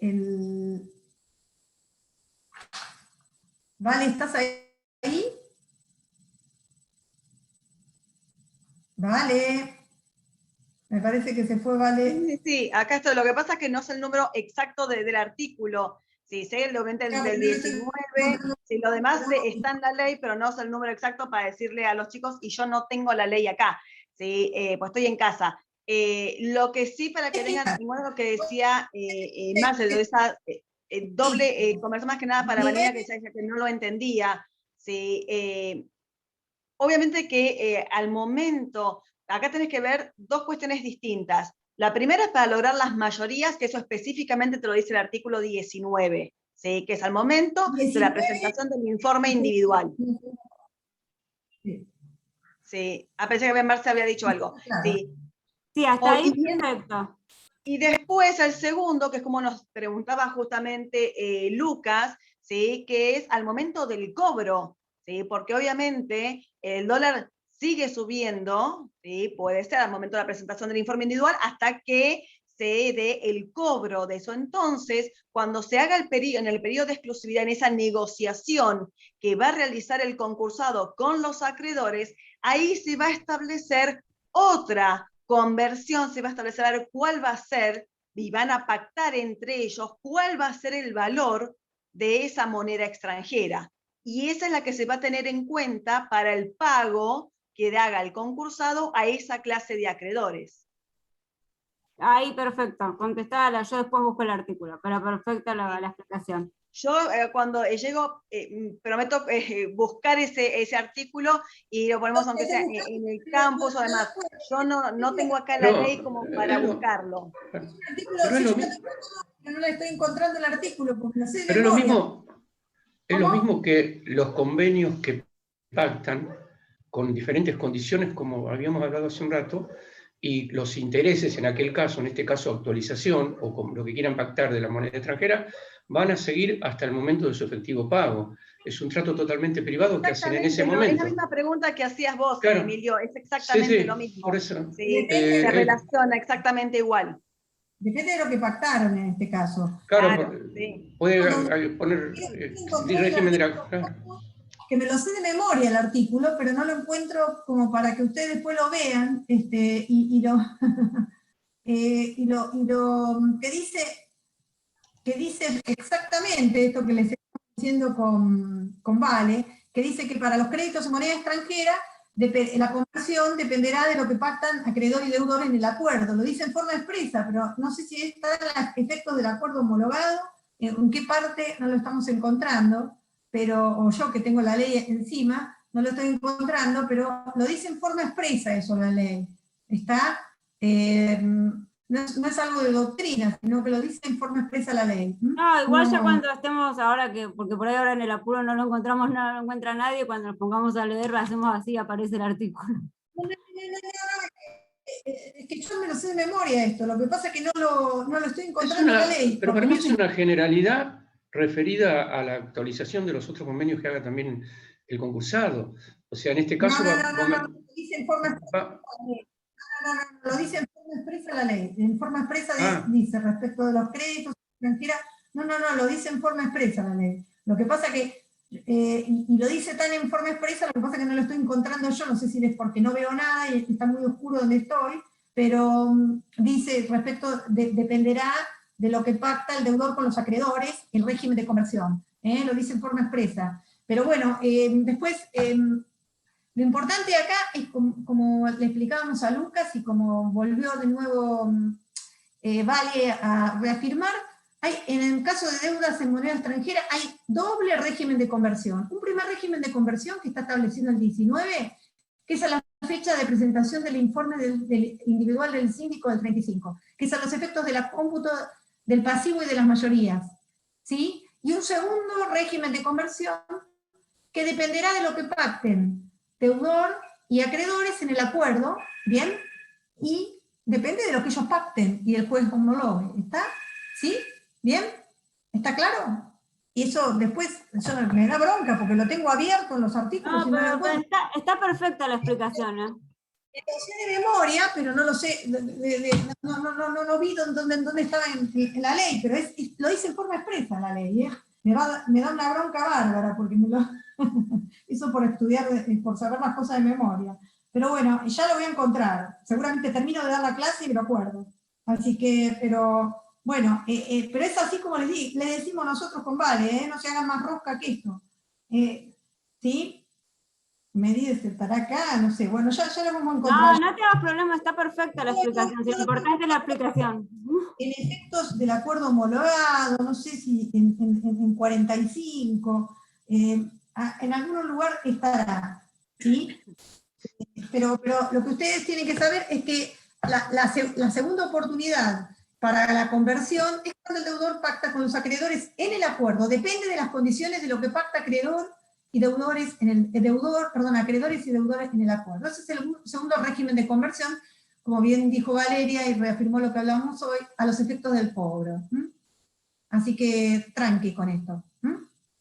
Cuando lo vean van a decir, ¡ah! ¿Sí? Sí, no hay problema. ¿Les quedó claro? Sí, a mí me quedó re claro, yo lo entendí perfecto. Encima me aprendo yo de memoria los artículos y no sé por qué no me estoy acordando el número me sé de memoria los artículos siempre. Ahora no sé qué me pasó, que se me fue de la cabeza. Bueno, ¿qué más? ¿Qué otra cosa quieran integrar? ¿Quieran que nosotros les ayudemos a relacionar?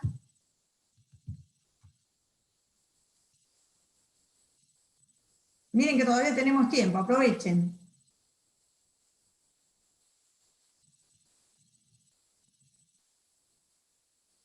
Ahí me gusta, que están mirando para ver están todos, los 4 están concentrados. ¿Qué van a preguntar? Bien, aprovechen, sí, aprovechen a los profesores. Para eso estamos, ¿no es cierto? Vale. Yo mientras tanto me voy el artículo porque tengo una bronca bárbara, así que yo me muto mientras piensan. Vas a ver, terminás la clase y te va a aparecer, Marce. Es así. ¿Se puede hacer un resumen de salvataje muy chico? Muy Chico, es difícil. Sí. En línea general, lo más importante. Más que nada, como decíamos nosotros en clase, es un supuesto doblemente especial.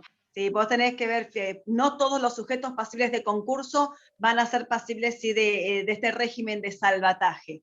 ¿Sí? Entonces, únicamente los sujetos mencionados taxativamente es en el artículo 48.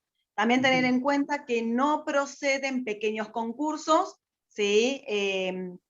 Ni tampoco en supuestos donde el juez hubiera declarado la quiebra indirecta por frustración del acuerdo.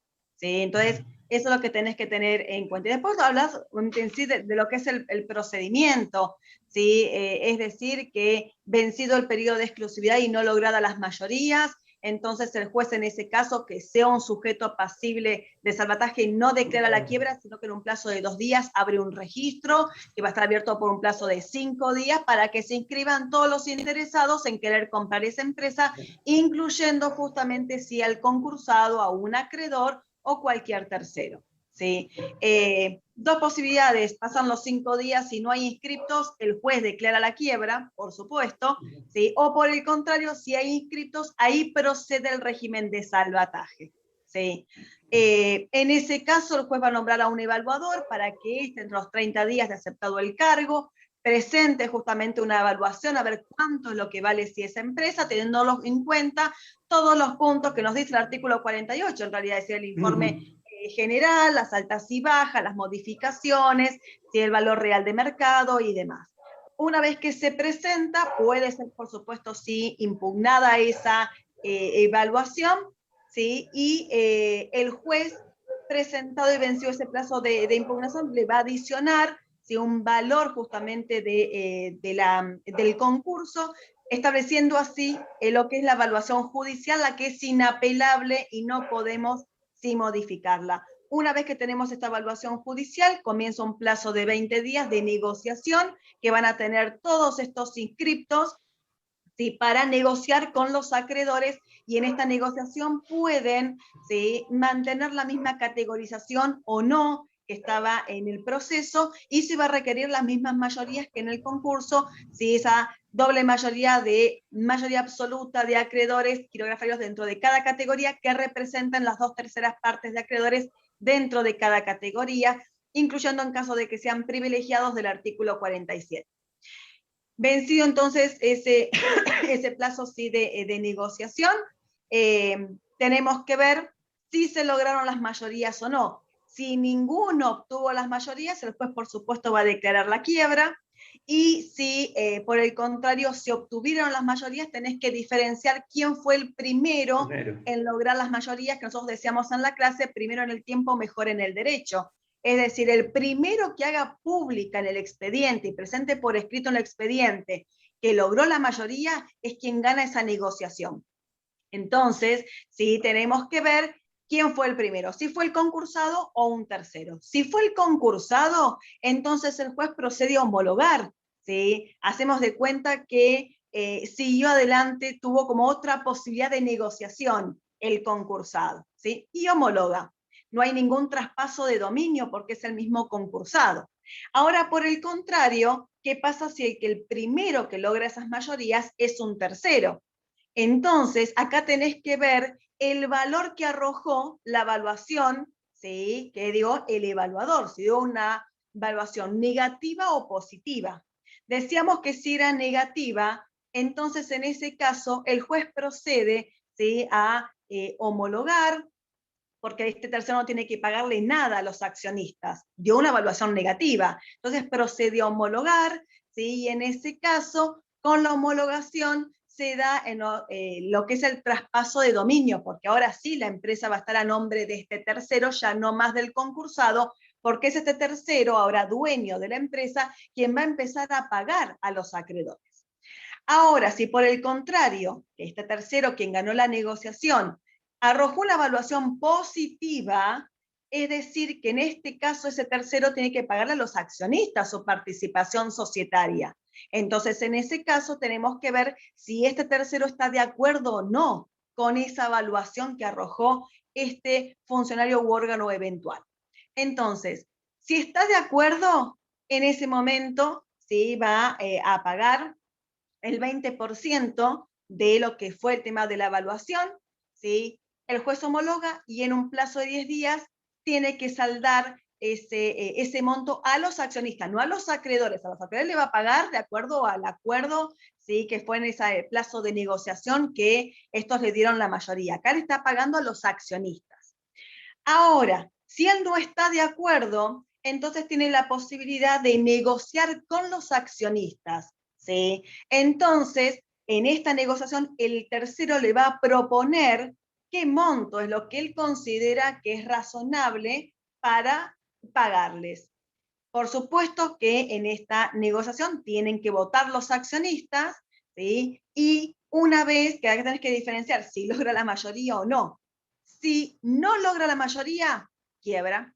Si logra la mayoría, en ese momento paga el 20% del monto que se pusieron de acuerdo en lo que valen esas participaciones sociales, el juez homologa y en 20 días paga el saldo restante y por supuesto se da el traslado de dominio a nombre de ese tercero.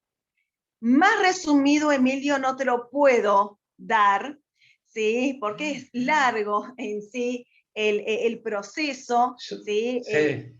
Por lo menos para tener una idea, más que nada como... Sí. Tenía un orden acá y a medida que iba hablando, doctora, iba marcándolo. Eso es lo que tenía medio mezclado. Pero ahora lo fui marcando, así que no. Está bien, Genial. gracias. Buenísimo. Gracias. Acá también lo más importante, sí, más que nada, es esto de, primero, sí, la figura de un órgano eventual. A veces una de las preguntas de la bolilla 3, saben que son órganos principales y eventuales. A lo mejor te digo, bueno, nombra 3 órganos eventuales, entonces ahí vas a establecer lo que está en el salvataje del evaluador. Otra cuestión, como decíamos al principio, que decimos que es un proceso doblemente especial. ¿Quiénes son los sujetos pasibles de salvataje? Por eso decimos cualitativa y cuantitativamente, que es un proceso doblemente especial. ¿Sí? Después sí sabemos que es un proceso largo, ¿sí? Y demás dentro de lo que es el concurso, y tener en cuenta esto, que cuando el juez, por más que sea un sujeto pasible de salvataje, hubiera declarado la nulidad o el incumplimiento, no va a abrir un proceso de salvataje, porque el salvataje jamás procede en quiebre indirecta por frustración del acuerdo, sino del proceso. Eso es muy importante. Y yo lo que les aconsejo en este tipo de artículos tan largos es que hagan hincapié en estas cosas que dijo al principio y al final, ¿vale? Y se anoten esos parámetros que no están en el 48, primer punto, como ser el que no procede con pequeños concursos, o en supuesto de su frustración del concurso, no, o sea, procede en supuesto de frustración del concurso, pero no de frustración del acuerdo, es decir, en caso de nulidad e incumplimiento no procede, y además háganse como un cuadro sinóptico del artículo, porque eso es mucho más fácil para entenderlo.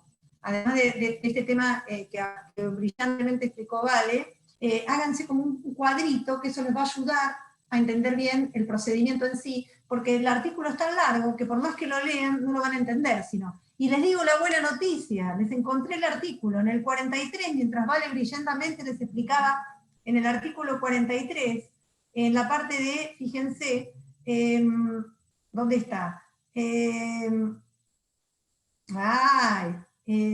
Acá está.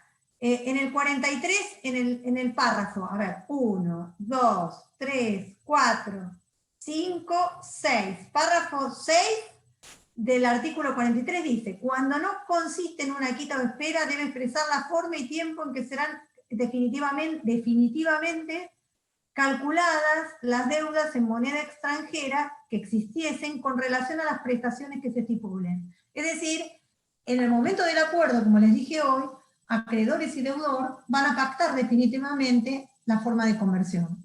¿Está? Ahí les encontré, me lo sabía de memoria, pero no me acordaba en qué artículo. Marce, buenísimo. Es que lo que pasa es que, mira que soy memorista con los números de los artículos, pero se me había ido de la cabeza. Bueno, lo importante es que sepa el concepto. Y esto moraleja, no es tan importante que sepan el número del artículo, sino que sepan los conceptos, eso que lo que empezó a decir Vale y lo que terminó, que es algo que lo tienen que relacionar con otros artículos. Se pueden aprender el 48, pero les hacemos una pregunta que tenga que ver con el artículo 288, 289, y no la saben, y tiene que ver con el 48. O les hacemos una pregunta relacionada a supuestos, en caso de quiebra para decirle un ejemplo, de nulidad del acuerdo, del artículo 61 y 62, se abre el salvataje, por ejemplo. ¿Verdadero o falso? Falso, ¿entienden? O en caso de quiebra en el supuesto de incumplimiento del acuerdo, se abre el proceso de salvataje por el juez. ¿Verdadero o falso? Falso, ¿entienden? Por más que no sea el examen de verdadero o falso, más que nada es para estas cosas que está explicando Vale, que dice que es un procedimiento doblemente especial, no solamente cualitativamente, sino también cuantitativamente. Y bueno, también por todo lo que explicó brillante la clase, Vale, te felicito. Y bueno, me encantó lo que te digo, en equipo, siempre lo bueno del equipo, de trabajar en equipo, ¿no? No sé, chicos, si quieren hacer más preguntas, todavía tenemos 10 minutitos, y si no, nos despedimos para que estudien, pero me parece que se están dando cuenta que tienen que integrar conceptos. ¿Bien? Una duda que me surgió recién que leí algo. El desapoderamiento atenuado dura hasta la homologación del acuerdo, ¿no? Exacto. O hasta si el concurso concluyó normalmente, ¿entendés? Es hasta la homologación, o si se da una causal anterior de quiebra por frustración del proceso, concluye antes, ¿entendés? ¿Y se puede pactar en el acuerdo que se mantenga, por ejemplo? Se puede pactar por el acuerdo, muy bien tu pregunta, lo dice el artículo, justamente el desapoderamiento atenuado y todas las restricciones derivadas del artículo 15 al 17 terminan con la homologación. No obstante, puede igual el deudor ponerse de acuerdo con los acreedores y pactar, porque se mantiene la inhibición, es un mix, ¿no? Porque se mantiene la inhibición, salvo que el deudor convenga con los acreedores y se pongan de acuerdo de que se levante la inhibición o establezca en las condiciones del acuerdo algún tipo de decir, bueno, está bien, para que el deudor me cumpla, yo voy a establecer un régimen especial que ya no va a ser el del 15 y el 16, o sí lo puede ser, pero porque lo pacte acreedor con deudor, ¿entienden? Lo dice está expresamente en el artículo 53, ¿sí? Que son las medidas precautorias, ¿sí? Donde justamente se puede establecer que se mantenga la inhibición general de bienes o cualquier otra medida, o también te dice el artículo que el Comité de Control aconseja, además de que no hace falta ninguna medida, ¿sí? Y por eso también nosotros decimos, con el artículo 59, la conclusión inconclusa. Finaliza lo que es el proceso, pero no la obligación del deudor en pagarle a esos acreedores. Entonces, cuando se hace el acuerdo para justamente garantizarle a los acreedores que se les va a cumplir, porque si no las medidas, una vez que finaliza el concurso, que las medidas que se toman para el concurso se van a finalizar. Entonces, para garantizar... Para que no se hagan lío los chicos, un error material nada más de expresión, que yo también me equivoco, es el 59 el que está mencionando Vale, no el 53, el 59. El 59 que es de la conclusión del concurso, ¿sí? Entonces justamente ahí te va a decir, porque cuando ahí se determina en esa resolución la conclusión del proceso del concurso, se van a finalizar todas las medidas, el desapoderamiento y demás. Es por eso que también se puede pactar libremente para garantizar a los acreedores que van a establecer esas medidas de inhibición general de bienes, o mantener también lo que es ese desapoderamiento tranquilamente, porque tienen que pactarse, porque si no está pactado con la conclusión del artículo 59, ahí ya está, finaliza. Está en el Fíjense lo que artículo. dice el 59, dice, el juez a pedido del deudor y con vista a los controladores, como bien dijo Vale, podrá autorizar la realización de actos que importen exceder las limitaciones impuestas por la inhibición general, porque la inhibición sigue, es lo único que sigue. Con la conclusión del concurso cesan respecto al deudor las limitaciones previstas en los artículos 15 y 16, que son los del desapoderamiento atenuado, con excepción de lo dispuesto en el presente artículo, que es la inhibición. Es decir, por lo tanto, como bien dijo Vale, lo único, por eso es tan criticado esto de la conclusión inconclusa, como dijo Vale, del acuerdo, perdón, del proceso, porque si bien concluye como proceso y concluye la actuación del síndico, tiene ciertos efectos todavía el estado concursal, porque ¿qué pasa con los incidentes de revisión o verificación tardía que están dando vuelta, que todavía no fueran beneficiados con la sentencia? ¿Quién controla? Dependerá si es pequeño o no pequeño concurso. ¿Qué pasa con la inhibición que persiste, salvo que acreedores y deudor la quieran levantar? ¿Qué pasa con, ¿entienden? Es decir, por eso es importante que todas estas cositas, a nivel didáctico, te lo digo, cuando vean etapas, en el cuadro de etapas, que ustedes lo tienen, las etapas, se hacen un cuadrito y relacionan todo eso para poder integrar los conceptos y que no les parezcan todos separaditos, que los que les pasó quizás, que lo sabían, como bien dijo Vale, pero los tenían puestos así como estancos, fragmentados, y eso es lo que les pasó quizás en el parcial, ¿no? Me parece que hoy se van a llevar una integración, ¿no?, conceptual, me da la impresión. Quizás no, pero sí, me da la impresión. Les veo en la cara, ¿no? Están como integrando los conceptos. ¿Está claro, chiquillos? ¿Otra duda? Sáquensela, nosotros acá estamos. Para eso se sacaron, creo, todas las dudas de Emilio. Está cagado, está Vanina, Lucas, Valeria no tiene ninguna duda. Vanina.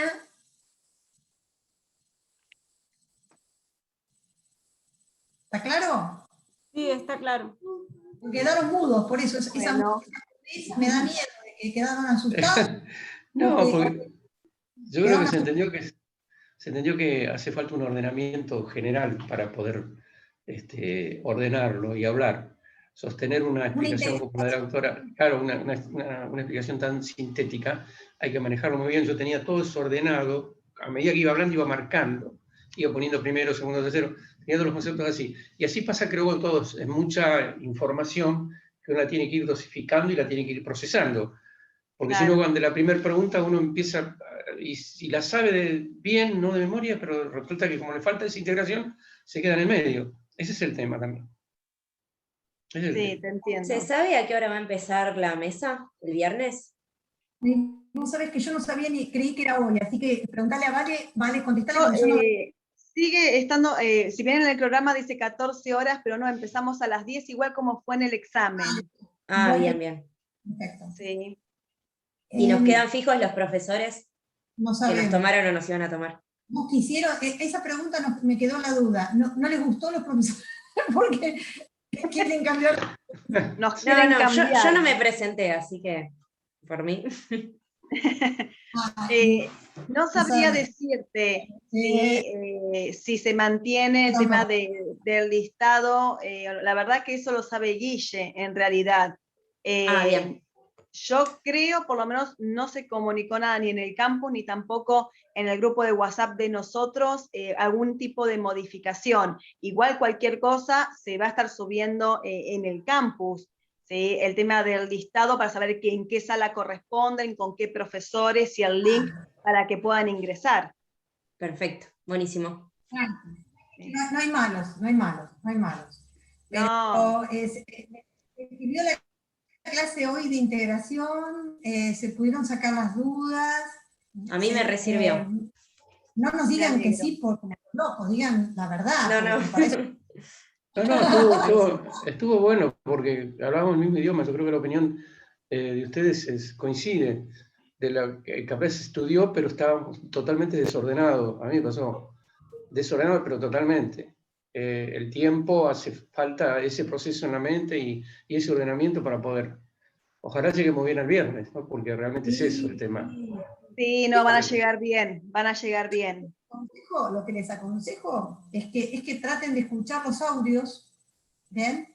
De las clases, se pongan un auricular. Lo hago yo como alumna, porque yo estoy cursando maestría, estoy en otras materias también de otras facultades, y yo lo que hago es escuchar los audios, además de estudiar la ley, por supuesto que es lo básico, pero porque las clases de los profesores lo que hacen son integrar los temas. Nosotros cuando damos una clase, no la damos descontextualizada. Si hablamos de síndico, nos metemos con un montón de temas.